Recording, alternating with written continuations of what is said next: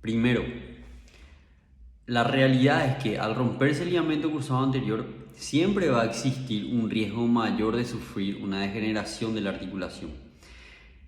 Pero ninguna cirugía que reconstruya el ligamento cruzado anterior previene el riesgo de artrosis o artritis. Y eso lo demuestran los estudios. Cuando se habla del riesgo de volver a romperse el ligamento cruzado que se ha reparado o al cual se le colocó un injerto, hay que decir que es muy alto. Hay estadísticas que hablan aproximadamente de entre el 13, el 15 hasta el 20% de posibilidades de romperse del mismo lado y quizás tal vez del lado contrario de la lesión.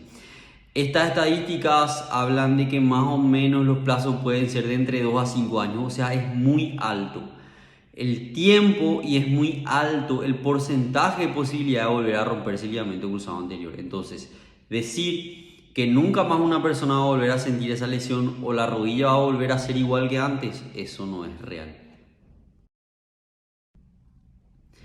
Entre las cosas más importantes sobre la lesión del ligamento cruzado anterior tenemos que tener en cuenta que la cantidad de fuerza que se pierde en esa lesión es muy importante y es algo que hay que volver a recuperar. Pero aparte de la fuerza existe un déficit muscular muy importante, un control neuromuscular muy alterado y movimientos aberrantes, una mecánica en el movimiento muy alterada que puede favorecer a futuras lesiones. Esto no significa que en todos los casos va a ser así, pero en muchos puede ocurrir esto.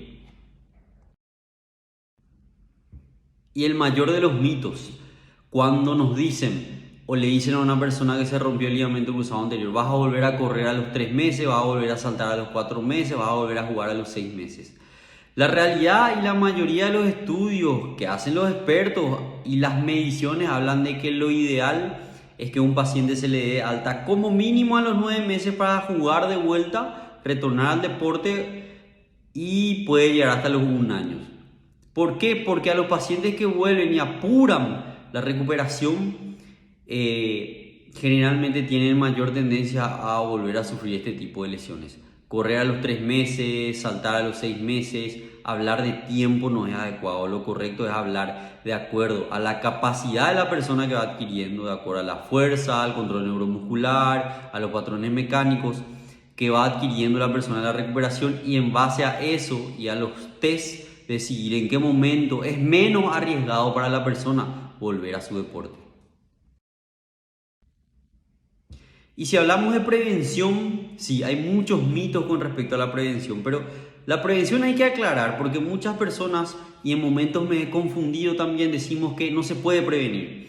Bueno, cuando hablamos de prevención no decimos que no va a ocurrir, sino que decimos que tratamos de disminuir la probabilidad de que algo ocurra. Pero una situación, una lesión siempre se puede dar independientemente a muchas cosas y muchos factores. Entonces, ¿se puede prevenir una lesión del ligamento cruzado anterior?